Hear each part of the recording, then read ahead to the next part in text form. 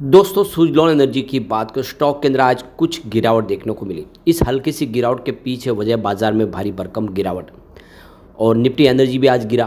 तो देख सकते हो कि बाजार इस समय कंसोलिडेशन मोड में है। यहाँ पे 80,000 से देख सकते हो कि 80,105 यानी 1,500 के सीमित दायरे में यह इस समय आपको बाजार ट्रेड करता हुआ दिखाई देगा। तो काफ़ी ज़बरदस्त तेज़ी बनी, पिछले दिनों ज़बरदस्त दौड़ लगाई। अब बाजार एक सीमित दायरे में आ चुका है। तो ऐसे में हम कह सकते हैं कि आने वाले इसमें बड़ी तेज़ी के लिए कोई बड़े ट्रिगर का इंतजार होगा और उसके बाद यहाँ पे एक फिर तेज़ी बन सके।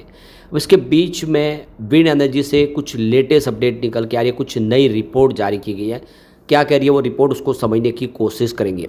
इसके अलावा 5 ऐसे स्टॉक को डिस्कस करने वाले हैं हम जिसके ऊपर एफआई फिदा है सुज़लॉन समेत, जिनमें उनका निवेश बढ़ रहा है। क्या है उसके पीछे की वजह, उसको समझेंगे और सुज़लॉन आने वाले समय किस तरह से कमाल कर सकता है जानने की कोशिश करेंगे इस वीडियो के माध्यम से। लेकिन फ्रेंड्स उससे पहले अगर आप पहली बार हमारे चैनल पे आए तो चैनल को सब्सक्राइब कर दीजिए, एक बेल आइकॉन दबा दीजिए ताकि जब भी नया वीडियो बने पहला नोटिफिकेशन आपको मिले। वीडियो पसंद आए तो लाइक से ज़रूर कीजिए। चलो फ्रेंड्स वीडियो स्टार्ट करते हैं। मैं हूँ आपका दोस्त एसबी दवे और हमारे अपने चैनल ऑनलाइन कमाई में आपका बहुत बहुत स्वागत है। तो सबसे पहले सुज़लॉन एनर्जी के कारोबार की बात करें तो देख सकते हो कि 61.03 पर क्लोजिंग थी 0.41% की गिरावट के साथ। परंतु ये गिरावट कम थी क्योंकि अगर हम बात करें निफ्टी एनर्जी की तो यहाँ पे गिरावट उससे डबल थी। 35,357 के स्तर पे निफ्टी एनर्जी ने क्लोजिंग दी है 290 पॉइंट की गिरावट के साथ, यानी 0.81% की गिरावट। तो जितनी निफ्टी एनर्जी में गिरावट उसके मुकाबले आधी ही गिरावट थी। तो इससे एक तो बात समझ सकते कि सुज़लॉन मजबूत है इस लेवल पे और आने वाले समय एक फ्रेश ट्रिगर का इंतजार हो रहा है, उसके बाद एक शानदार तेजी की संभावना बन सकती है। अब यहाँ पे 60 रुपये के आसपास के इस एनर्जी स्टॉक के अलावा 5 ऐसे स्टॉक हैं जिनमें एफआई ने अपनी होल्डिंग को बढ़ाया।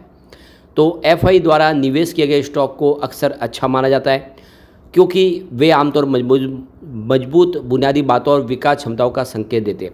एफआई निवेश करने से पहले गहरी रिसर्च और विश्लेषण करते हैं, इसलिए उनकी भागीदारी कंपनी के भविष्य में विश्वास का संकेत देती है। ये आमतौर पर अच्छी वित्तीय सेहत, मजबूत कॉर्पोरेट प्रशासन और पारदर्शी प्रबंधन प्रथाओं वाली कंपनियों में ही निवेश करते हैं। तो अगर कोई एफआई किसी स्टॉक में इन्वेस्टमेंट करे तो आप समझ सकते हो कि वो स्टॉक फंडामेंटली अच्छा है और उसका फ्यूचर ब्राइट है। ऐसे में यहाँ पे आप देखो कि कुछ स्टॉक की लिस्ट बनाई गई है जिन्होंने आप देख दो कि इसमें एफआई ने अपनी होल्डिंग को बढ़ा दिया है। तो यहाँ पे स्टॉक एज डेटा के मुताबिक देख सकते कि निफ्टी 500 इंडेक्स में 5 ऐसे स्टॉक है जिसमें एफआई ने अपनी हिस्सेदारी बढ़ा दी है। तो पहला यहाँ पे स्टॉक है वो है इंडसइंड बैंक। तो इंडसइंड बैंक जहाँ पे एफआई ने अपनी हिस्सेदारी को बढ़ाया, वित्त वर्ष 2025 की चौथी तिमाही में यहाँ पे एफआई ने इंडसइंड बैंक में अपनी हिस्सेदारी 4.8% तक बढ़ाई है। तीसरी तिमाही में इसकी हिस्सेदारी देखो कि जो 24.74% थी वो बढ़ के 29.53% हो चुकी है। यानी आप देखें तो इंडसइंड बैंक पे पूरा भरोसा है इस समय एफआई को है। यहाँ पे आप देख सकते हो कि दूसरे नंबर पे AWL एग्री बिजनेस दिखाई देगा और एफआई ने इसमें हिस्सेदारी अच्छी खासी बढ़ाई है। चौथी तिमाही में अगर आप देखें तो 3.1% की हिस्सेदारी एक्स्ट्रा बढ़ाई गई है एफआई की तरफ से।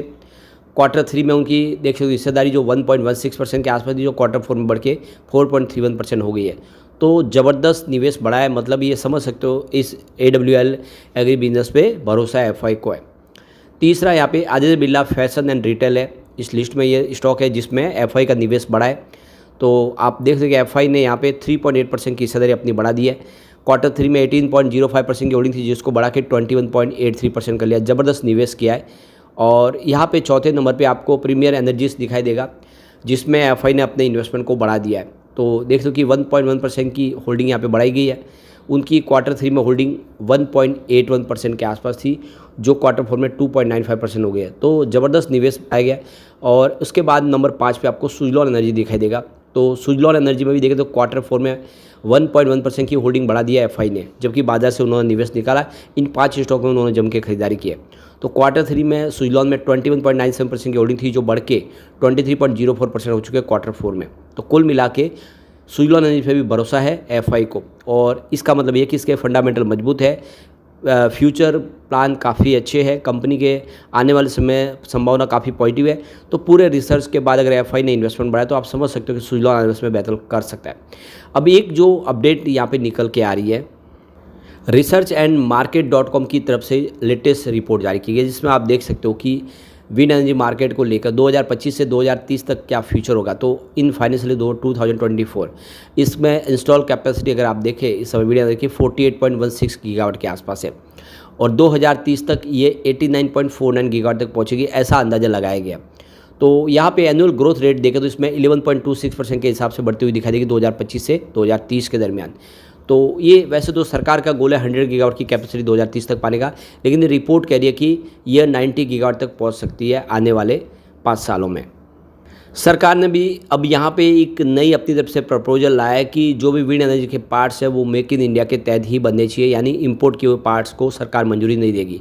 ऐसे में ये आने वाले समय सारी कंपनियों को इंडिया से जो बनने वाली कंपनियां उनके पार्ट्स ही खरीदने होंगे या फिर उनसे ही काम कराना होगा, जिसमें सुजलॉन ऑलरेडी पहले से महारत हासिल कर चुके हैं, उसके पास खुद के सबके पार्ट्स है, वो खुद मैन्युफैक्चरिंग करते हैं।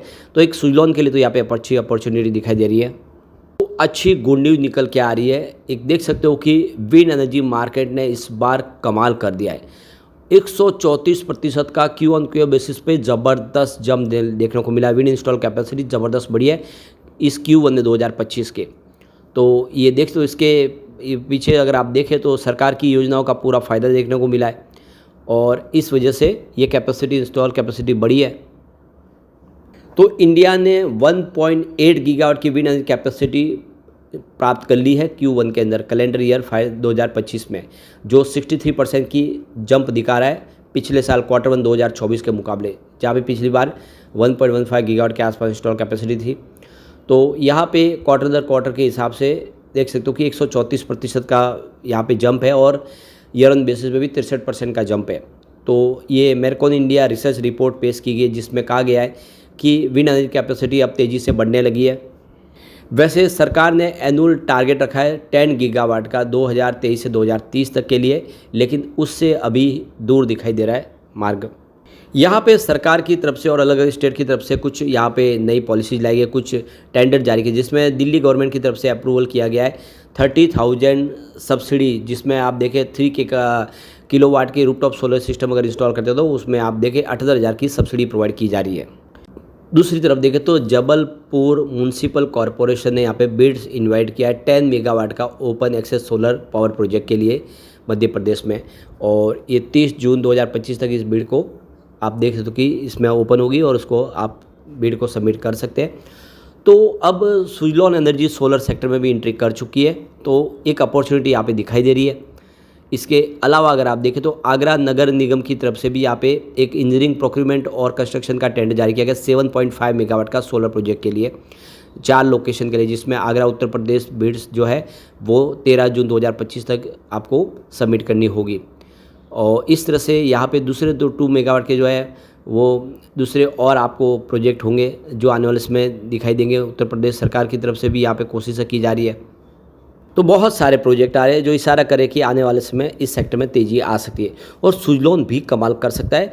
फ्यूचर काफ़ी ब्राइट है, जैसे गिरावट में एक मौका अच्छा आ रहा है, आने वाले समय ये बेहतर कर सकता है। लेकिन फ्रेंड्स, कोई भी इन्वेस्टमेंट करने से पहले अपने फाइनेंशियल एडवाइजर से एडवाइस ले ले या अपना खुद का रिसर्च करें, क्योंकि मैंने वीडियो आपके एजुकेशनल पर्पज़ के लिए ही बनाया। वीडियो पसंद आए तो लाइक से जरूर कीजिए और चैनल को सब्सक्राइब कर दीजिए। Thank you friends.